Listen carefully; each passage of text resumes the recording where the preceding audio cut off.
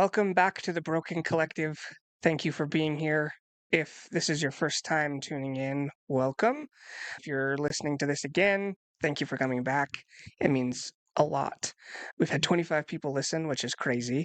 I didn't think this was going to really go anywhere, but 25 people have listened and one person got one thing out of it. So in my mind, it's done, what it should have. So this episode 3 is titled Purpose in the Progress and Process.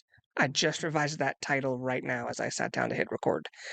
I was going to record an episode. I did record an episode yesterday called My Story, and I didn't have any audio in it. So that whole episode is just gone. That's okay. The episode and the content needed to be refined anyway. So that brings us to this episode 3, Purpose in the Progress and Process. I'm just going to walk you through some important people and times in my life, kind of show you the lessons that I got from those after going back and reading through my life and what I've learned through that. And then, of course, at the end, I'll have a big key point. And I know I said that we'd have a guest this time. That didn't work out. So we should have a guest next time. But for now, you're stuck with me. Again, this is episode 3. I'm telling you my story, but I'm also giving you highlights of people that were important in my life, that are important in my life, and what lessons I've gleaned from being in those situations. So let's get authentic. Let's get messy together and dive in. First person is, I'm not saying their names. I don't want to put them out there like that. First person was when I was I think I was 8 or 9. I was in first grade, and I was at the bus stop. It was cold out, so I was wearing a big puffy jacket. And there's a kid at the bus stop. I tried to make friends with him. I don't know if I annoyed him or what I did, pissed him off, whatever. But we got on the bus. We sat down. I sat down next to him, and we were talking about something. I don't really remember the specifics, but he turned around and he just started punching me. It wasn't in the face, it was in the chest and the body. And I was wearing a puffy jacket, so of course I didn't feel anything. But I was like 8 years old, and I was like, what is even this? What is happening? Why? What? Huh? So I didn't really think anything of it after that. We got off the bus, and I just kind of went about my day. But as I looked back in my life on moments with him in that time in my life, it just reminded me that I shouldn't give up on people. Because eventually I invited him to a church kids ministry thing, and he got to be shown some love. And that was important because when I was young, I remember even thinking that if he's doing this to me without reason, he must have something going on in his life. And he did. He had a lot. There's a lot of brokenness there. So that was the biggest lesson I learned from that period of time is just don't give up on people. Yeah. You know how to take that and when to apply it. I'm not saying keep people who are doing very bad things to you in your life. That is not the case, but you understand the context. Next two people, they were both girls in middle school. I'm not going to say the word. I don't want it to get flagged anywhere, but they were going through depression and they were going to unalive themselves. I took a suicide. I just said it. I took an unalive gatekeeper prevention program in middle school because it felt like it was a big topic and a big issue, and it still is. So that's what I felt I could do about it. So I took that course and just started talking to people that kind of showed the signs of that, what that course had taught me. And first person, we were at youth group, met them there. They were connected to that first guy that I mentioned about the bus and the brokenness. And it was just like broken with broken equals shattered. Yeah. So she was saying some things, we were conversing, and she was mentioning things, and I wasn't about to let any of that happen or take place. So I called the police, welfare check. She didn't show up at youth group for a while. She didn't go to school. But when she did come back from youth group, she came up to me and just said, thank you. That saved my life. And the other person, it wasn't like that. I was taking the attitude of, I don't care if you're mad at me. I'd rather have you alive and mad than past. And I didn't do anything in it. So she is still probably upset at me, which is okay. She's still here. So that was those two people in that situation. But that taught me that you need to check on your homies and you cannot be afraid to speak up. I know it's awkward. I know it sounds weird. And in a culture of leave me alone, mind your business, all mine, mine, that's true to an extent. But there's things where you just need to speak. Our generation has attended more funerals than weddings, and that says something. So if you feel something, if they feel off, even if they don't, check. The happiest people go through the deepest crap and have a lot of pain. So check on your people. Build relationships that can allow for accountability, care, and safety to take place. You need to be able to hold people accountable in actions in daily life, but you also need to be able to show care for them and ensure that they're safe. They should be able to do the same for you. You don't have to have 20 relationships like this, but cultivate a relationship and a position or the position of that. Like I'm intentionally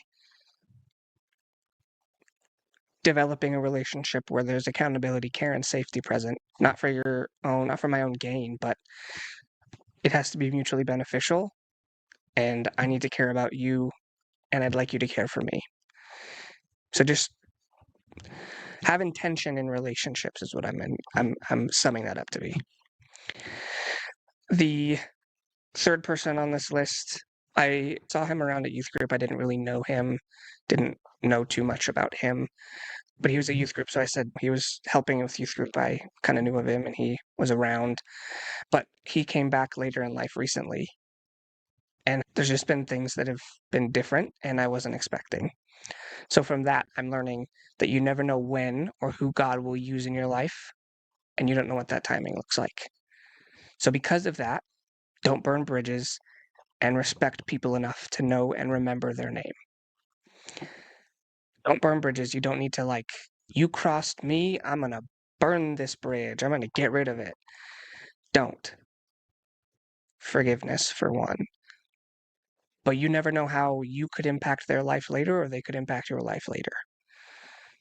Leave every relationship as intact as you can leave it. And don't go scorched earth on everyone. In a culture today that says, go scorched earth, I will literally cut you off, even if you're family. I think a lot of that is an avoidance to growing up and communicating about real life issues and problems, but that's beside the point. In short, don't burn bridges and respect people enough to remember their name. You tell someone their name, they're going to love it, and you remember their name, and they come up again, it's here. That also kind of leads into discipleship. We need discipleship in our culture. I need it in my life. Everyone, I feel, needs it. You need someone, a friend who can hold you accountable, make sure you're cared for, and make sure that you're safe. There's more to discipleship than that, of course, but that's kind of the basic principle. The next person is a youth leader, actually. He was a great youth leader. He knew how to preach. He knew how to speak. He cared about the kids, the youth, and you could see that in everything that he did. Eventually, I learned that he fell away and left the faith, left the belief. Jesus didn't. He's still here. This guy ran. But that taught me a lot of things. One, that it's okay to question and lack faith or belief. No one is expecting you to have all the answers. No one isn't expecting you to keep it all together. We're human. We are inquisitive by nature. And if something doesn't make sense, we tend to want to know why. So it is okay to question. And it is okay to lack faith or belief. But you also need to ask for help in your unbelief and help in your lack of faith. Faith is trusting things unseen. You can lack faith and belief, but you got to try. We're not going to understand everything under the sun. Science doesn't even know the depths of the ocean. It's okay to question and have lack of faith. There's a worship song that says, Lord, help me in my unbelief. And if you're making that request, he will show it. He will help. Another thing was that it was a sin that turned him away from Jesus.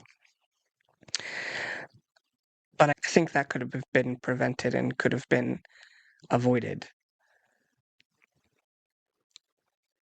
Because things weren't processed, and I don't think anyone necessarily took the time to sit down with him as a leader to break this down and unpack it and give more of a context. Because his premise, and this is going to get into a fiery topic, so if this is part of your life in any way, I'm just talking about it. He left the faith because he had an issue with the fact that Jesus would send people who are part of the LGBTQ community to hell. That's how he said it in his podcast. He didn't sugarcoat it at all. But I don't think that is not false. No. But there's more to it than that. If you were surrounded in the church and you were able to stew on this with others, even watching testimonies about it, like just being inquisitive about it, we don't save people. For one, we don't get a say in who goes to heaven or hell. We are not the judge or the jury in this. Our job is to let people know about the good side, but we don't get to decide. That's the first thing. We have no power or control over it, nor do we have power or control over when Jesus decides to save someone or how he does. So that idea that they're just going to be sent to hell bothers me. Because in that, you should care enough. And you don't shove this down their throat. That's not the way to do it. Gentleness and kindness. There's times for justness and fury, but this I don't believe is one of them. You sit with them, you be with them, you just be like Jesus. Check on them, ask them how they're doing. Don't banish the person. The person is not the sin. The person enacts the sin, like we all partake in it. Everyone does. And this is not like some greater sin or bigger issue. We're just treating this as an issue that we think is higher because it's culturally in our face. But in all reality, we're all sinners. So let's just take the level of, I'm going to go to a super extreme here, just so that you can kind of understand where I'm coming from. Let's just say that being gay is the same as lying. They're both sin. Yes. Have we lied? Of course. Do we see lying as a huge, huge sin, like up with murder? No. The Bible says sin is sin. It separates you from God. He's not putting a hierarchy to these sins. There are some sins that are called out differently in Scripture, yes, but blanket statement, sin is sin. I'm just going to keep it simple. If we treated these people who are going through this same-sex attraction just like we did with the dude in church who cheats or who lies, things would be worldly different. Sit with them. Show them love and kindness the way Jesus does. I'm not saying you support sin. I'm not saying that you agree with the sin. I'm just saying, what makes them different than any other person that's broken? We're all broken and messy. So if the church would have instructed to sit, walk through it with them, and keep giving them seeds, eventually Jesus would do his work in his will and his way, and their heart would change in a time that they were willing to receive it and accept it. So it's a long tangent, and I got on a fiery hot topic, so I'm sorry if that drew you away, but this dude had so much anointing, and we lost him because people just wouldn't sit and explain. He didn't have the permission to wrestle with this. That sucks. So that leads me to another point. He wasn't explained the things in the church, and that turned him away. If he would have saw someone loving on those people in that community just like he saw like everyone else loving on everyone, I think that would have changed a lot. And I think it's also very important just to know that we don't have control over who's saved or when. We're facilitators, we're tools. You plant a seed, it may grow in 10 years, it may grow in 10 days. It's not our job to decide. Nor are we judge or jury. Past that, next one. This is a place, not a person. It was a church I went to when I was younger. And the biggest thing that I got from looking back on this experience because this church was very upright. It was very legalistic. It was very Pharisees. um, what I got from that is you need to get uncomfortable to get unstuck. I didn't want to leave that church. It was all I knew. It was all I'd been in. I didn't want to leave it. It was uncomfortable. It was scary. But I also had no faith. There was no fruit. So you need to get uncomfortable to get unstuck. Again, don't be afraid to question or have lack of faith in that season. Just know that that's likely what needs to happen. Second thing I saw from that is if you don't see the fruit, see the door. If people aren't exhibiting, and this goes, by the way, this applies to church, but it also applies to life. If people aren't exhibiting things with their actions, like it's not something you see the door. You can walk away. Fruit is so important. They say actions speak louder than words. Fruit is seen. Fruit is the byproduct of faith.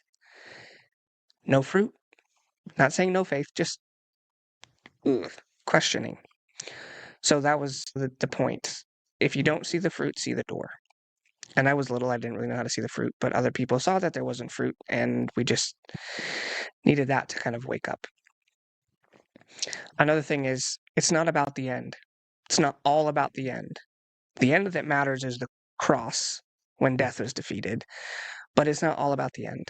We still need hope for now, and we still need hope for today. And we need peace for today.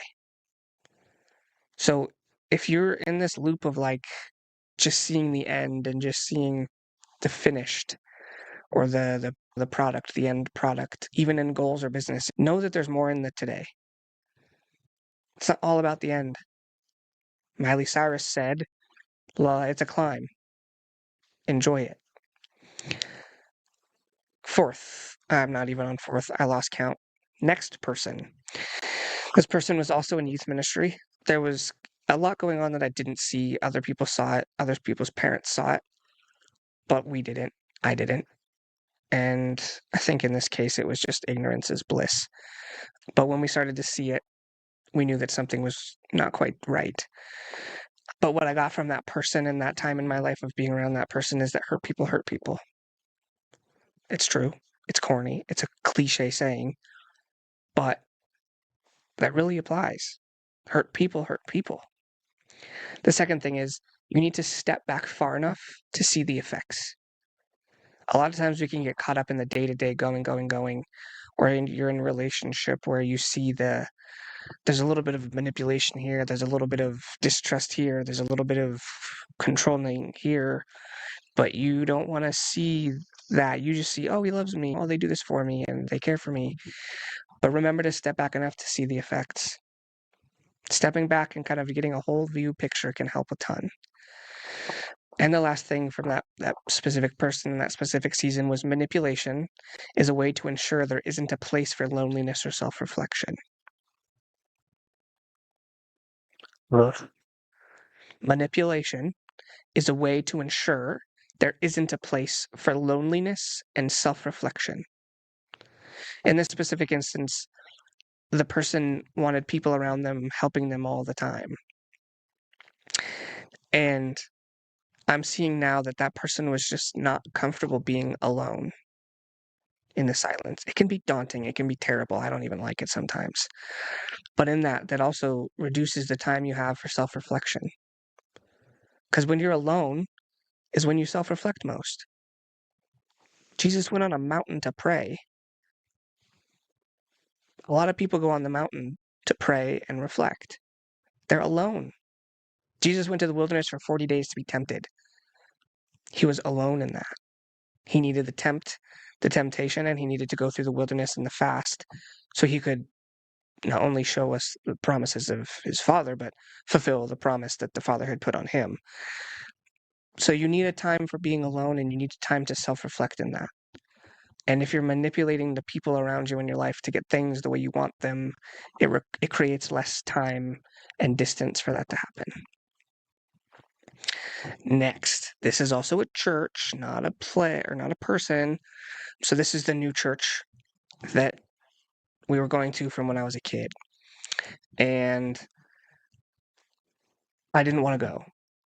The first time we showed up, I sat there and I pouted. But the funny thing was the tech booth caught my eye as I walked in because it had all the flashy blinky lights. But I needed to move to new. I had to get out. It was in a different city. It was new. That's also where I was kind of checked recently. I remember when they did the call for whoever had salvation, with heads bowed and eyes closed, if you just accepted Jesus into your heart, lift your hands. I'm not making fun of that, by the way. When that happened, I was like, I'm gonna rebel. I'm gonna keep my head down, but I'm gonna open my eyes and I'm gonna look around. Who's doing what? Can I see any hands? Do I see anybody? Well, I opened my eyes and I saw a white figure walking up the aisle in sandals and a robe. And as soon as I saw that, I closed my eyes again and I was like, oh, I don't think I was supposed to see that. And hands started raising. So that was crazy. That was like learning from that experience. It was about proof of existence and hope for the future. I saw that. You may not, you can believe that it was some thing, random figure, a figment of my imagination. You can believe that. That's okay. But I saw it and I got the proof and I got the hope that was needed.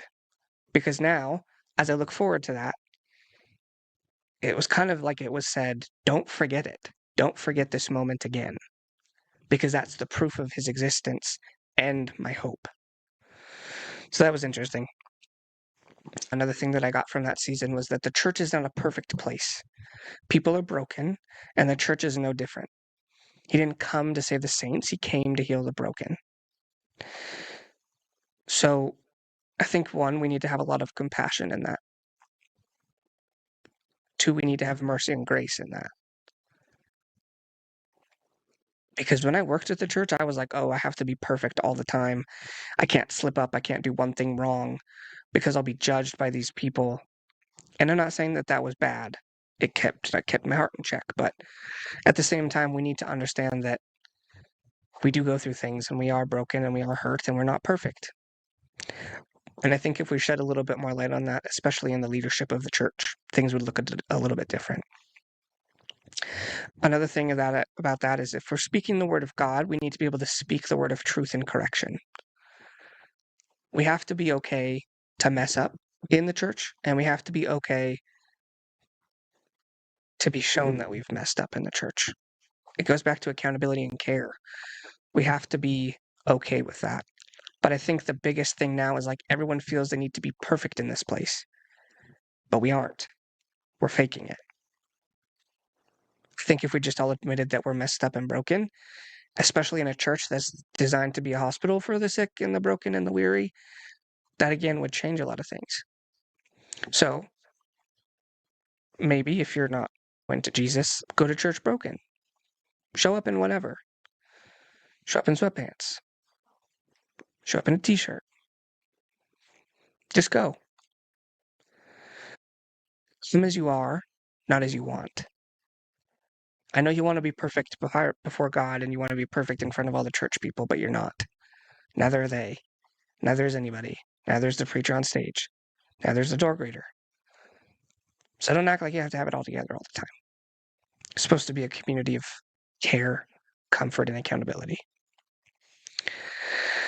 Moving down to that next point, there was a situation with someone that I was working with at the church, and he ended up, I believe, getting fired or let go, and now he's again ran from the faith.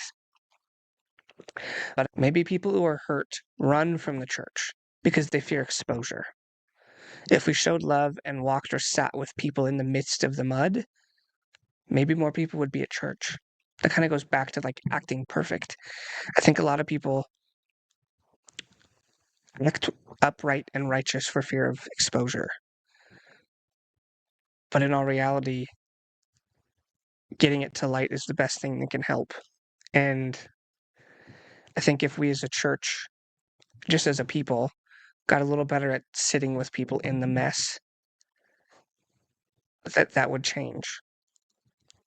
Because we shouldn't fear exposure. I mean, yeah, you fear exposure, but you don't fear the exposure itself. You fear the ramifications of the exposure. And in a church, I think, well, there is a ramification for the sin, but I don't know if there should be a huge ramification for the exposure of it. Discipleship, kind of at its core. If you're afraid to tell people about something because you fear they'll judge you or treat you differently, that's the opposite of what we're called to do. Crazy. Another thing that was mentioned about the church, and I had to struggle with this for a long time with the church that I've gone through and all that. The world and the place that we live in is broken and fallen. God is the ruler and savior. God is not the ruler and savior of this world specifically. Yes, he is the beginning and the end, the Alpha, the Omega, the Lord and Savior of all. But this world is not his. It belongs to the enemy. So if it belongs to someone who is broken, crooked, and out to steal, kill, and destroy, what do we expect? We can't expect the church to be perfect, nor can we expect the world to be. Hurt happens, and bad things happen because we're in a bad place. This is not home. But also think, if we didn't have the bad, how could we know the good? A little side note on that. Now we're going to get into some deeper stuff. Mom, if you're watching, Dad, if you're watching, I'm sharing my experience about all of it. I'm not divulging details, but just letting you know, if you're watching, that this is in here. So if people start looking at things or have more context, that's why. And going into this, I'm sharing this information because it's the broken, it's the messy. So just bear with me in it. Biggest thing that I learned from my mom and my dad's relationship, I'll start with both as a whole, is that relationships are not 50-50. My mom had a mental illness, still has a mental illness, and most of the time cannot give that 50%. Should it have been communicated that she couldn't give the 50% all the time? Yes. Should the other person or the people around asked if they were able to give more? Maybe. But in the long of the short of it, relationships are not 50-50. Sometimes they're 80-20, sometimes they're 10-90, sometimes they're 50-50, sometimes they're 25-75. On certain days, you can't give 50, but you need to communicate that you can't. Have an expectation in a relationship and use percentages because it makes it easy. That way, when you come home from a long day of work and your spouse wants to do something or tells you about something, instead of getting angry about it, starting an argument, blowing them off, making them feel bad, just say, hey, listen, I had a hard day at work today. I can give about 20%. That person should then know that they are going to have to pick up 80. And they should be okay with that. Not that they're going to be right off the start, but you set the expectation. Like, I don't have the 50 to give you. I've got 20. So there's going to be a little bit of something somewhere. And keep in mind, if you are requested, like if your spouse or partner cannot give you the full 50 and you're expected to do the 80, understand that life is hard. And it's hard to do that. I get that. But no one said life was easy. No one said relationship was easy. So please don't be surprised or thrown off guard when you're expected to give more than you're wanted to, like you wanted to, or you thought you could or needed to. Same thing goes with you on the other side. If you walk in the door and they say, hey, I can only give 20, then say, okay, I can take the 80. Just establish that communication. Knowing where someone is at and what they can handle would help a lot. Secondly, I look back at the times in my life where my mom was not fully there or able to fully support us just because of her mental illness. But I know that she was doing all she could with the ability she had. Which also led me to the fact that healing may not happen on this side of heaven. I kind of griped with God, like, my mom is going through this. Why can't you just heal her? Does she not have faith? What is wrong? Just fix it. And through time, he's revealed to me that healing may not happen on this side of heaven. In addition to that, he also showed me that my mom's mental illness is what allows her to connect to people, and in turn lets her share the word with others. So her ministry, quote unquote, is through this mental illness. I also watched a testimony of a stroke victim who had a stroke at 26. Her name was Catherine Wolf. She was on the Lecrae podcast. And people would tell her, I'm seeing you running on a beach, and I'm seeing you running again. And she said that I don't believe those dreams were false, but I also believe that that was a glimpse of what I'll be like in heaven. So that's powerful. And that leads to the third point, which kind of connects it all, is that who are we to tell God how he should heal or when he should do it? I don't feel like I have the authority to say that. There was another testimony of a lady who had cancer, and it was in one specific part of her body. And she prayed that the cancer in that specific part of her body would leave and that she would be healed from it. And she was saying that as she was praying, the Holy Spirit spoke to her and just said, I don't want to heal just that part of your body.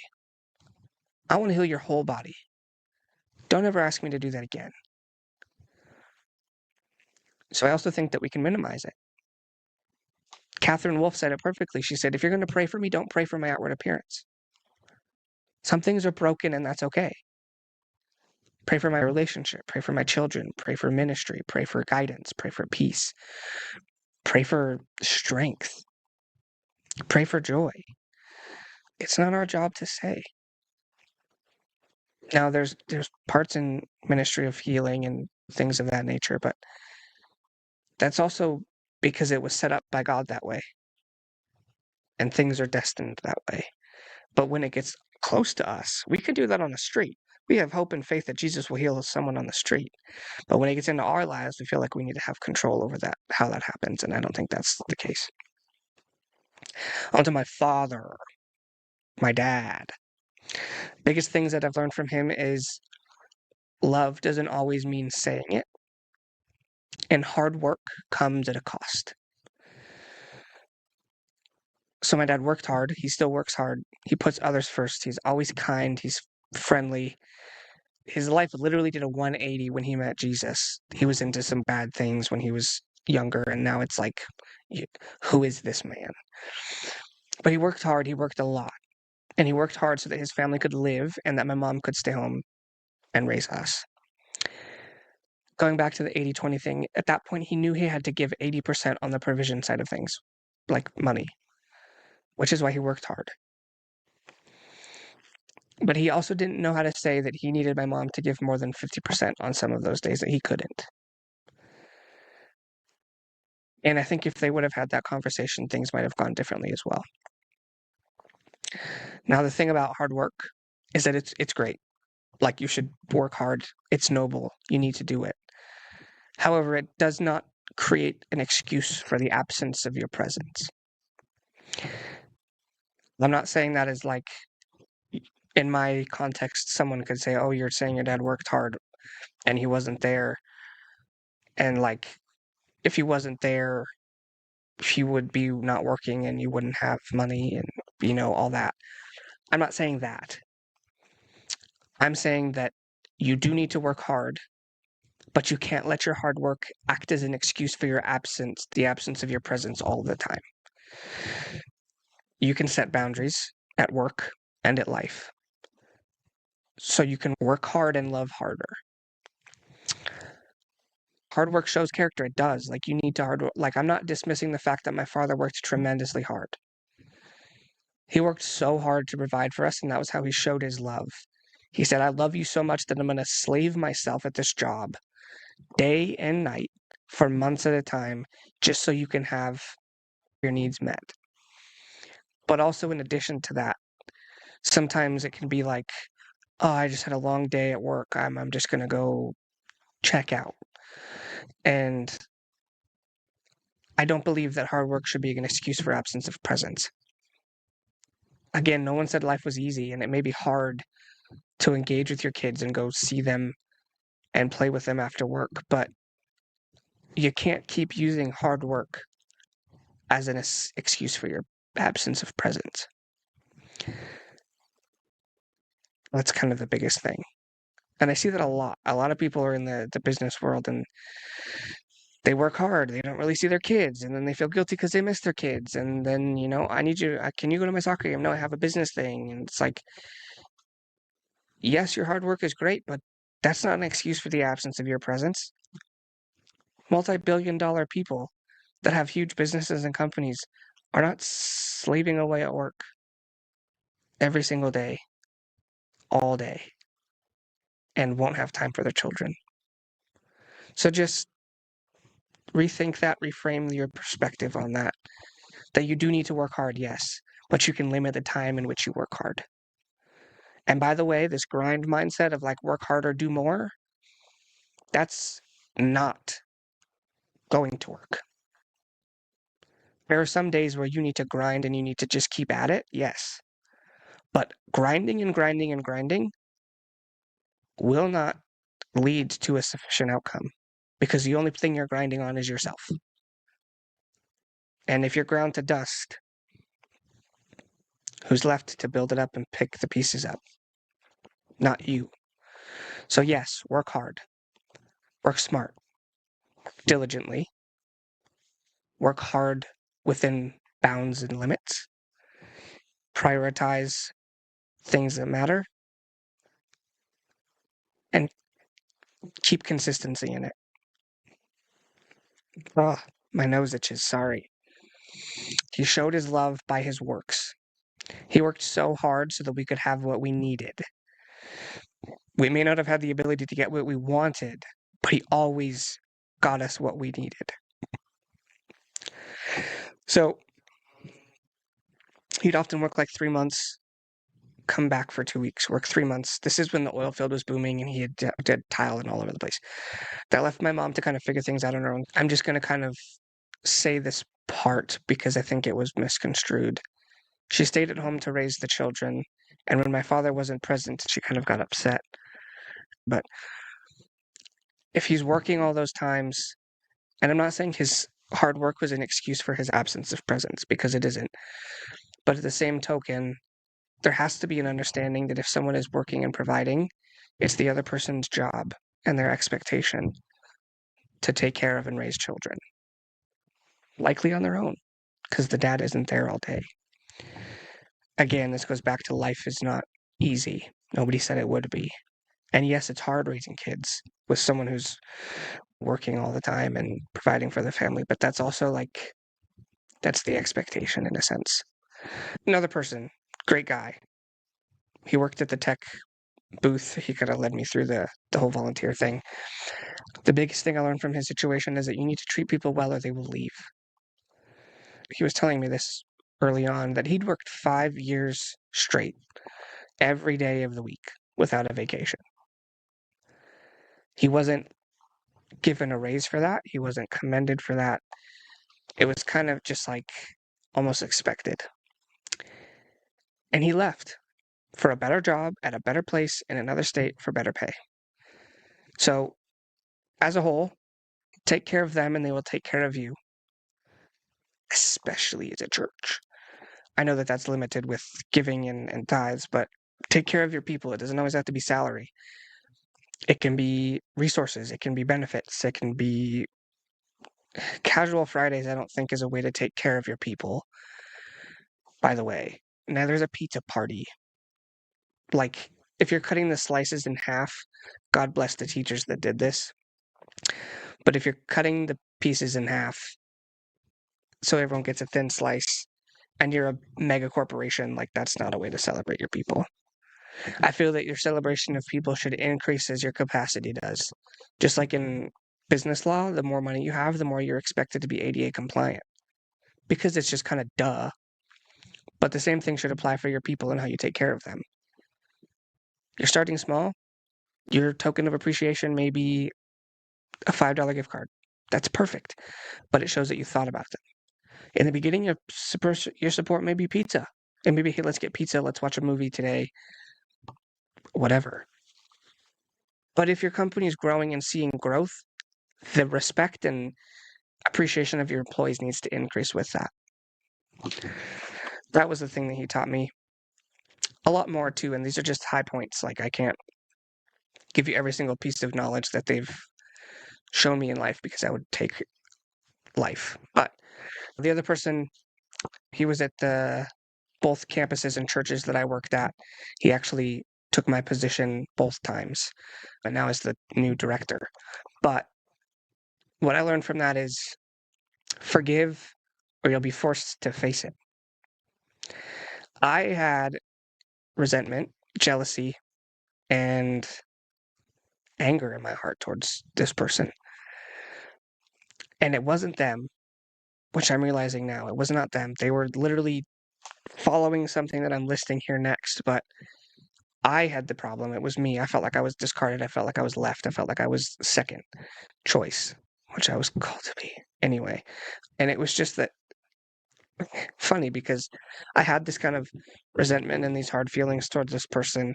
And as time grew on, he moved to the church that I was at and he was in my office. And I had to be in that a lot. But now I know if I would have just checked my heart a bit, had the Lord check my heart and forgiven for that, that the relationship would likely be totally different. That's one point. Great guy, by the way. Everyone here is amazing. I'm talking about my struggles with things. The next person, he's also in the church, but the lesson that I got from his situation was when you step up, people step in. So I had just gotten promoted to technical director of this small campus when I was like 15. I didn't have a car, I didn't have a license, didn't have a learner's permit, and I was stuck. And at that time, they were broadcasting to the other campus. So they record at the big campus, send a little disc to the little campus. The little campus would be playing that back on video screen for the two services for the message. So this church was in another city,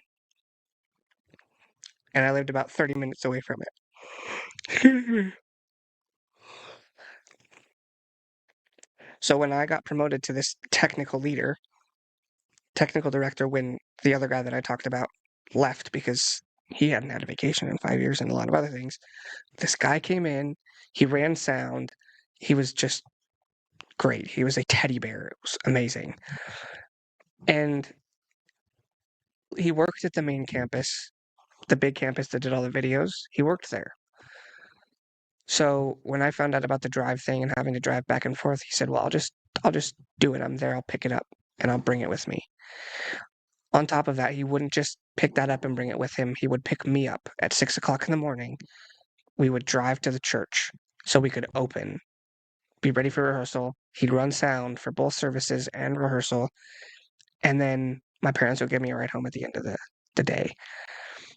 But it's just that when you step up and you go into higher things and leadership positions and bigger roles, even in life, if you move up or you step up, people will step in.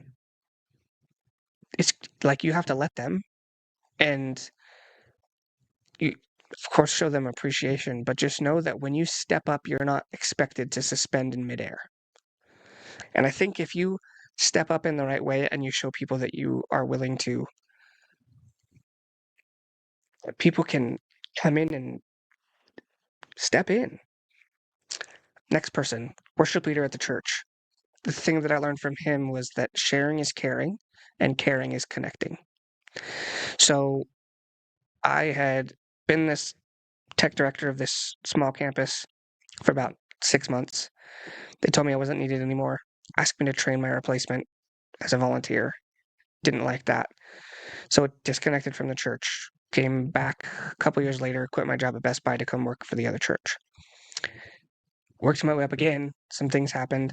And now I was like technical director of the big campus for like 9 months. Then they hired my replacement, wanted me to help train him, and then let me go. But John, I just said his name, I'm sorry. I guess if you're listening to this, you probably know who you are, but he, leadership and connection, it's just great. He did let me go, but he didn't let me go without connecting. There was a sister church in our same town that needed another tech person. He connected me to those people. So instead of letting me go and leaving, he let me go and connected me. Because he connected me, I got another job at another church, which led to a different season of my life that I needed to learn something else in, which is climbing up. This is important in life. Sharing your connections is caring, and caring is connecting. In church, it's the same way, but in small business, it's the same way as well. A small business owner,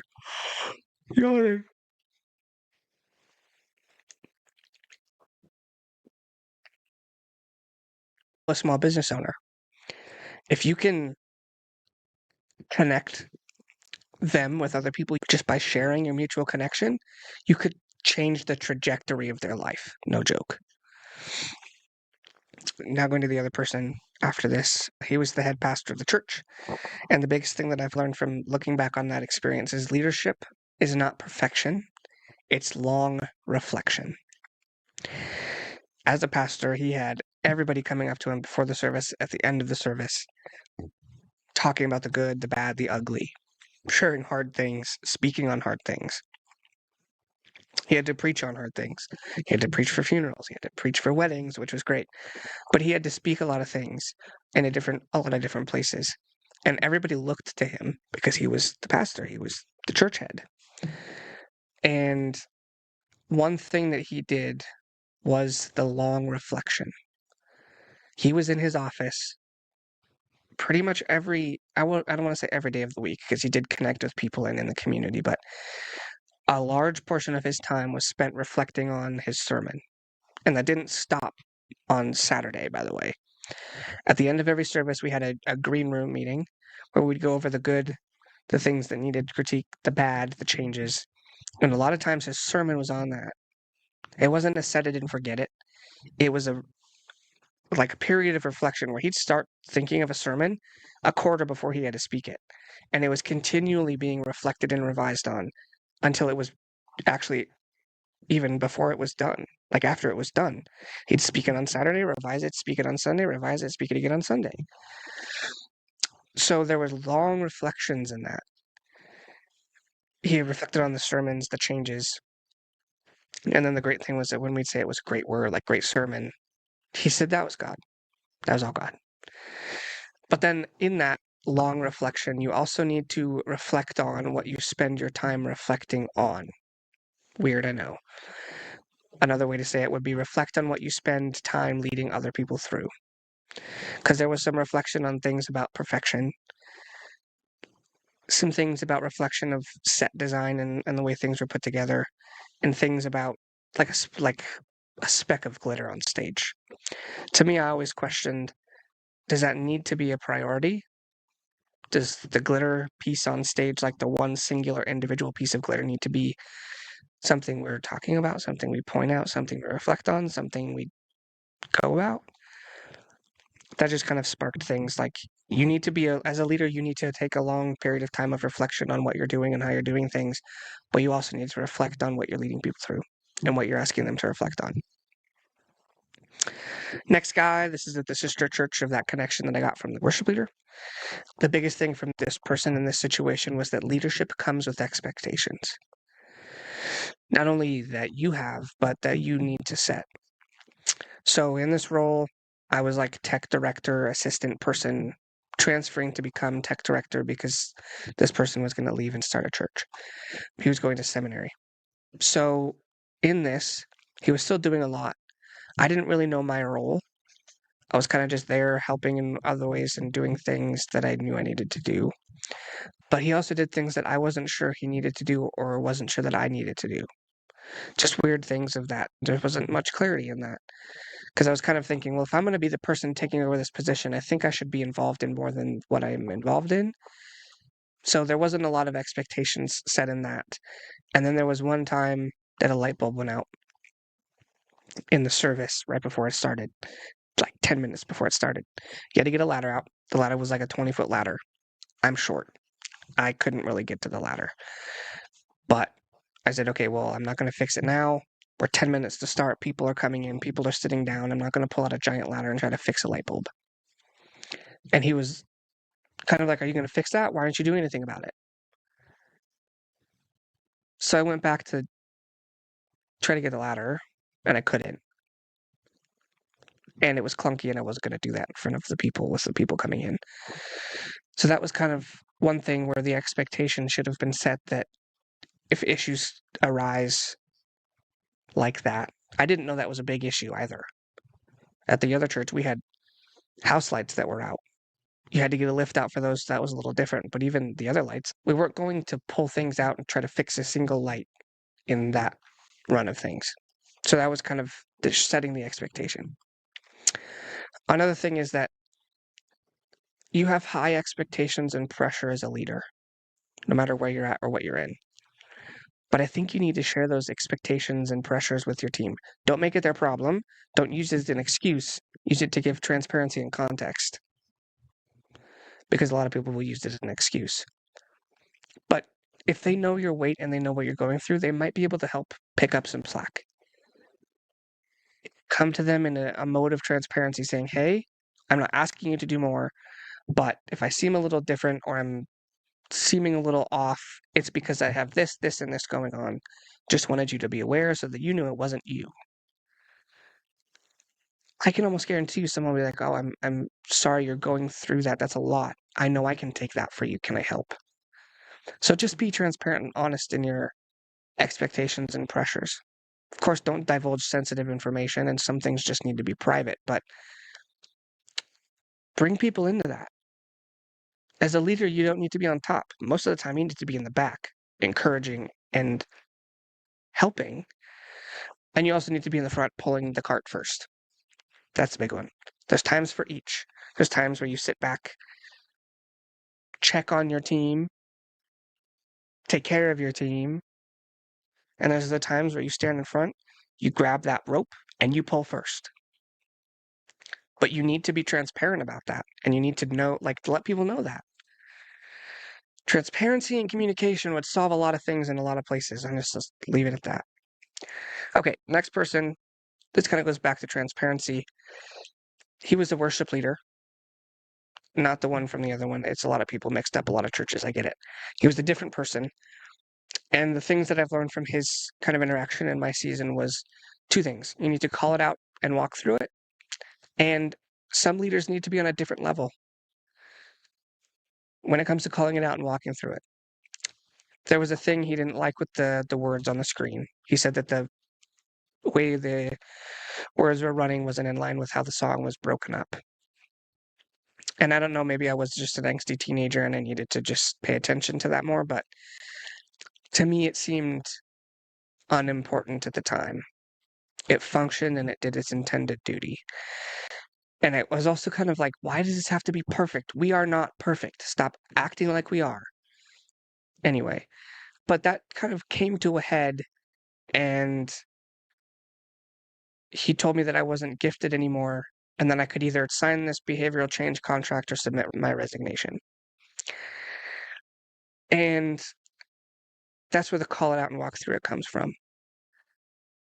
As a leader, you should call out what you see as errors, yes, but you should also walk through it. And I don't mean go through the PowerPoint line by line and make sure people know it, but give context and explanation. And if you have to, sit there and verify the data. I'm not saying do this for everything and every time, but transparency.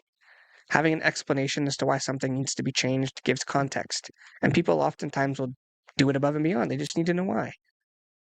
It has a purpose, and they know that, and they fix it.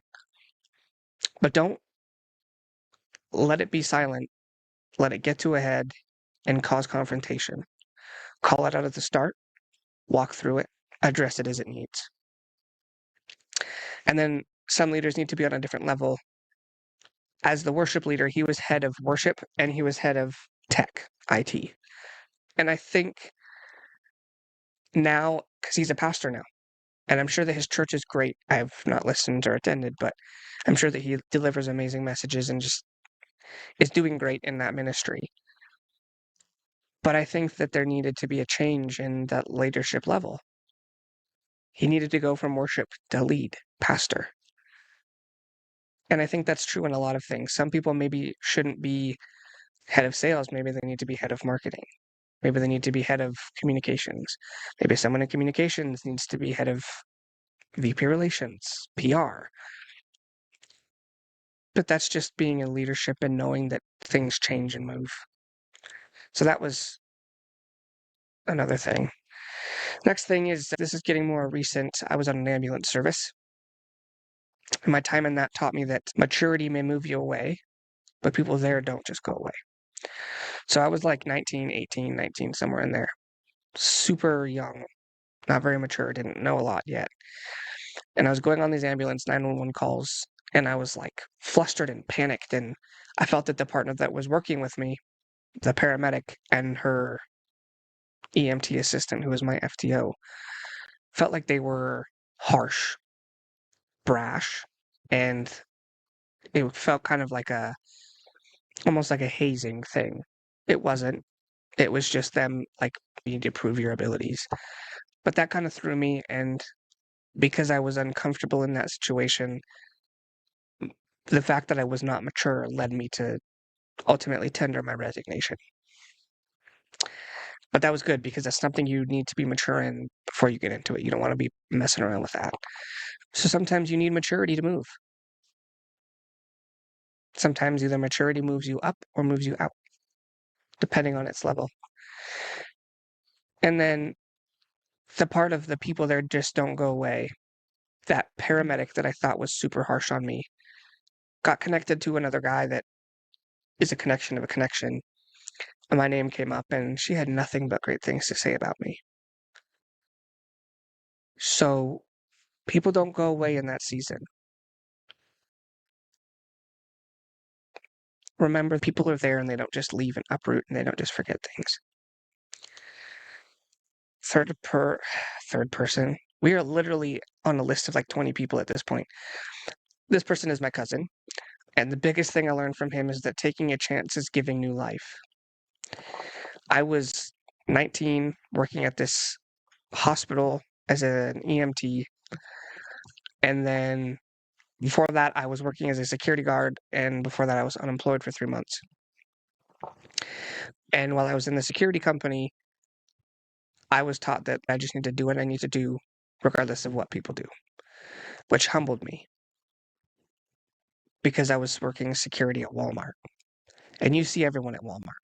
So when your high school friends come in that front door and you're standing there looking like a freaking rent-a-cop, you're humbled. You get put on your butt real quick. So I needed that. I needed to be humbled. I needed to learn that nothing was beneath me. And that led to the position at the ambulance service. Cut timelines are a little wonky, but if I wouldn't have been there, things wouldn't have conversed and convulged the way they did, and I wouldn't have gotten that opportunity. And then unemployed, I had to go through that to see that there's provision. It was 3 months, and I didn't have a job. All my bills were ironically and magically paid. And my first 3 months as a public adjuster in this new business space, same thing then. And even now, provision is still there, but my cousin said, "Hey, I need you to do some QuickBooks things for me." He called my dad originally. He was like, "Hey, I need help with invoices and estimates, and it's QuickBooks. It should be fairly easy, and you did this in your past, so you should help me." And I said, I was on the phone. I said, "Well, I'll do it. I mean, it's QuickBooks, it's spreadsheets, it's numbers, it's pretty easy." So I tried it. It was more than that, of course. I moved into a role as like office manager and claims manager. And then as I did that, I started branching out into more of my own business of business management. Learned about people yelling at you, learned about expectations and communication there. And then I kind of came back to focus on center where I was at claims, because claims is the niche, which also tells me that you need to focus, like niche down. Don't try to spread yourself 7 billion directions, because one thing is not going to get all your focus. It just won't. So after I got into claims, being in that, I got connections with contractors. And those connections and the claims working in that space changed a lot. But in that, if you're given an opportunity, don't always be opposed to it. And on the adverse, if you're giving an opportunity, it could change lives. So don't take either lightheartedly. And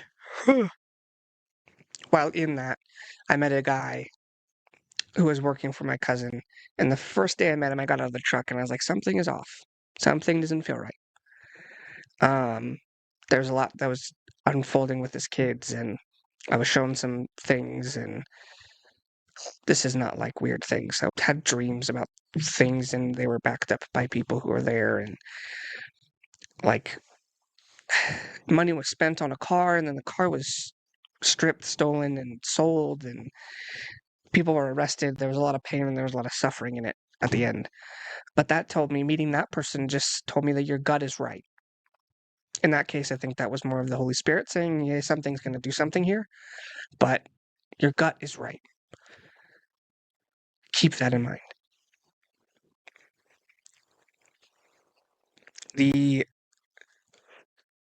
Sorry.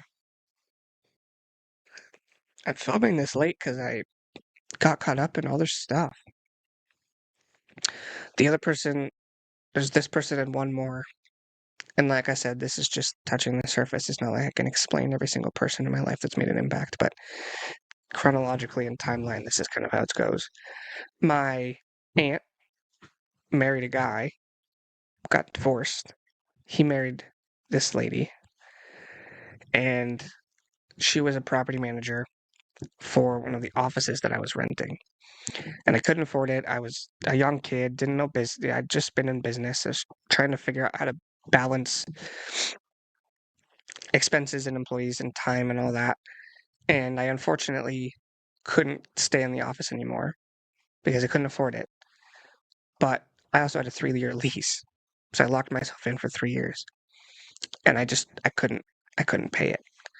But because there was the right connection and the right timeline and the planning of Jesus and your life is perfect, she was working at the management company that managed that property. And it was alleviated for me. Great. Weird things, right? Crazy. The last person on this list, she is my friend. She was my real estate broker, and she was my boss when I was working for her company. So, long story short, Josh wanted to build a house. I wanted to get my real estate license. Josh is my cousin, by the way. Sorry if that came out. Anyway, you know who you are. He said, hey, if you finish this course and you get licensed by this time, we'll go to Belize. So I did. I was like, of course. Went to Belize, was in real estate. By the grace of God, met my broker. And she was open, transparent, caring. And she'd always say that I want the best for you, which nobody else really said. And at first I thought it was like a cliche saying, but it was true. That's all she just wanted the best. Anyway, join real estate, go to Belize, come back, and then one day my cousin is just like, I can't afford to pay you anymore. I know I felt it coming. He felt it coming. We knew it was coming. I wasn't necessarily prepared for it because I wasn't going to go out and look for something or do something while I could have still been employed. But at that time, I had my real estate license. And when he said that, I was like, okay, well, I wanted to do this thing and pursue this. So I'll just get this license, take a leap of faith, and make it work. But thankfully, because I got my real estate license, I was also licensed as a property manager. And my broker just happened to purchase a property management company shortly before that. So I tried it. I did some side gigs of writing estimates and organizing things for contractors. And then I got my license as a public adjuster. So I started doing some of that. But before that, I again had to give myself a heart check because as a business owner, I think everyone agrees that it would be hard to go back to a regular job. It feels like you've failed, that it didn't work. And that's kind of how I felt about the working for my broker at the property management company. Not that it was beneath me or below me, but that I was like, I feel like I failed. I have to go ask for a job again. This sucks. But I did it. I said, you know what? I have to do what I have to do, regardless of what people do. And I have to live. I have to pay bills. It boils down to that. And at this point, I knew I needed to have that heart check of this doesn't define you and this isn't failure. So I asked her humbly for a job. And she was like, are you kidding me? We've needed help. Yes. So I worked for the property management company. I was also doing real estate. That was slower. And then I was an adjuster. And right as that started to happen, a company in Florida called me, gave me a job. And from then on, I just kept working there. I had to quit the management company because at that time it was taking too much time. I would do management from 9 to 2 and then, or 9 to 3, and then I would do adjusting from 4 to 9. And it just got to be a lot. So I had to quit the property management company, but I went to Florida. Again, she said when I went to put in my 2 week notice, she's like, I just want the best for you. That's so amazing. I went down to the Florida company, was making decent money, and I saved up and saved up. I just kept saving. I was living at my dad's house. I didn't have much expense except for half the rent, and that wasn't cheap, but it was also not expensive. I think I had like $600 a month.